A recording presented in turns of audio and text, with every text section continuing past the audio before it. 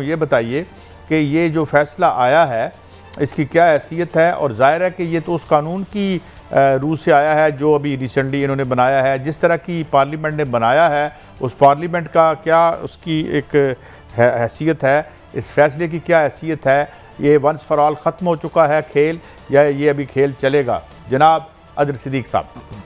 अच्छा, बहुत शुक्रिया। जो सवाल आपने वो पहले कर दिया, मैं उसका जवाब दे। इजाजत दे दें तो एक शेर आया हुआ है, जरा वो पढ़ देता हूँ। जी सॉरी, उसी का शहर, जी प्लीज, उसी का शहर वही मुद्दई वही मुनसिफ।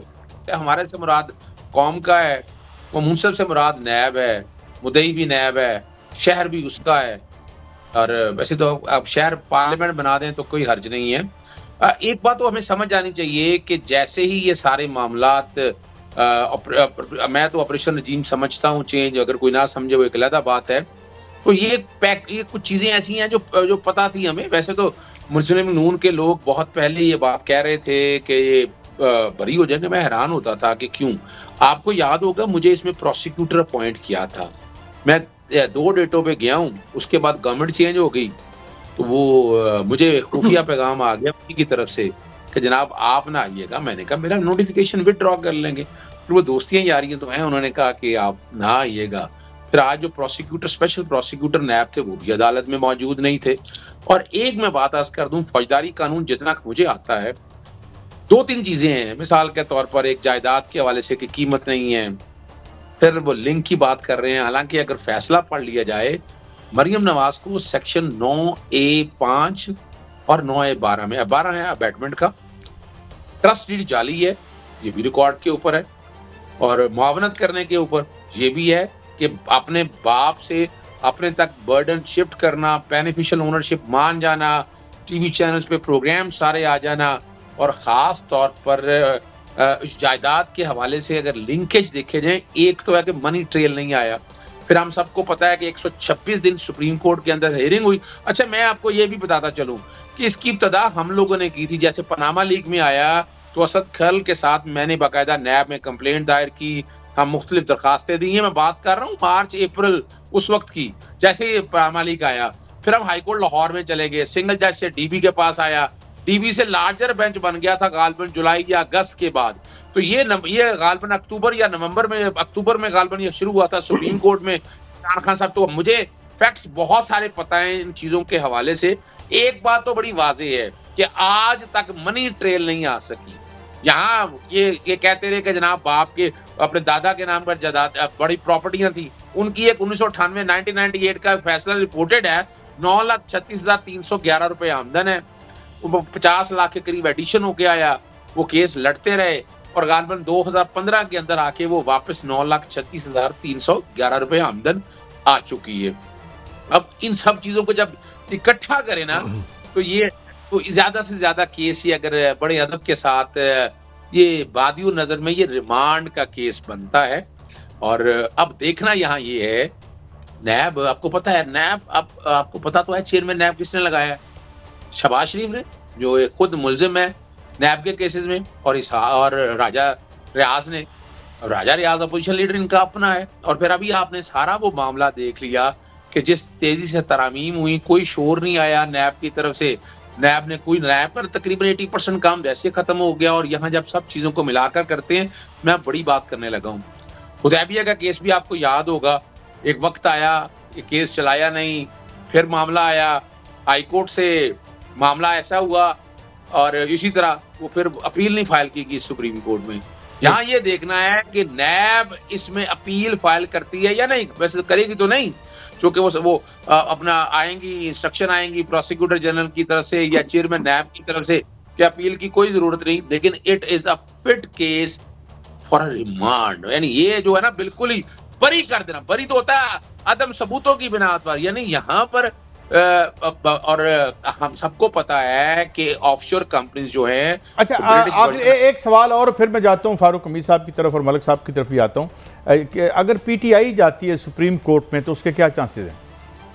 देखिए अपना काजी साहब, हजारों ख्वाहिशें ऐसी कि हर ख्वाहिश पे दम निकले। सवाल यहाँ ये है कि पीटीआई अपील में नहीं जा सकती। मैंने इसीलिए लफ्ज आपके सामने शेर क्या पढ़ा, उसी का शहर वही मुद्दई वही मुनसिफ। यानी ये नैब ही को अपील फाइल करनी है। अजहर सिद्दीक भी दायर नहीं कर सकता, ठीक हो पीटीआई गया। भी दायर नहीं कर सकता। तो स्टोरी वो इज तो for the time being over, ये आप कह रहे हैं। फारूक हमीद साहब, मैं आपकी तरफ से आता हूं। मैं तो बाहर यही देख रहा हूँ ना, ये कुछ सच है।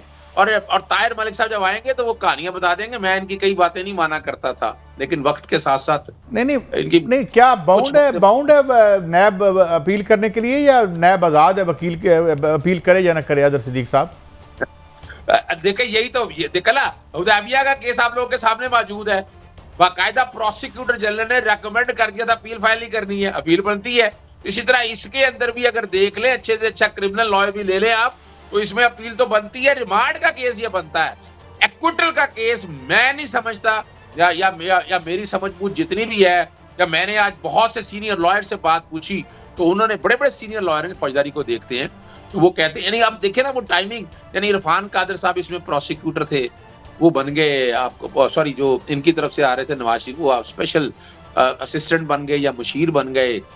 आप ये समझ सकते हैं इन सारी चीजों को। मैं अगर मैलाफिडी की एलिगेशन ना भी लगाऊं, एक तरफ रख दूं जी, लेकिन एक टेस्ट केस है पाकिस्तानी कौम के लिए, ये ना हो कसूर फिर हमारा ही निकले।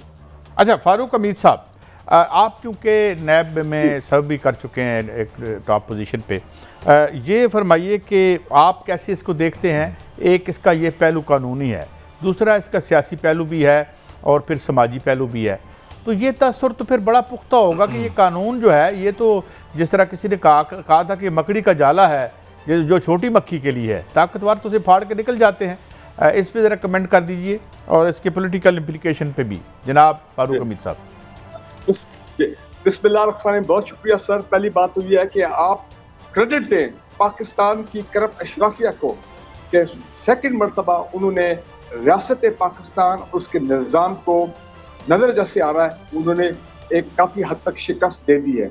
नंबर 2, जो आपने मकड़ी के जाले की बात की, तो मुझे तो आज जस्टिस आसिफ खोसर साहब की वो मशहूर नज़म याद आ गई जो उन्होंने एक जजमेंट में दी थी। गालिबन गिलानी साहब वाला केस था, और वो नेट पे आपको मिल जाएगी। मैं दोबारा भी पढ़ के आया, बड़े कई साल हो गए थे।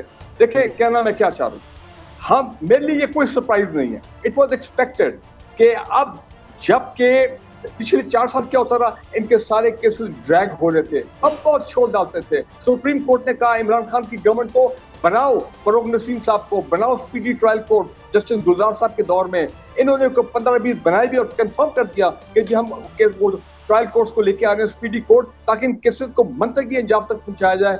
लेकिन उनके इमरान खान की गवर्नमेंट में भी कुछ ऐसे स्टेटस को लोग थे, उन्होंने इसको नहीं होने दिया, सैबोटाज किया।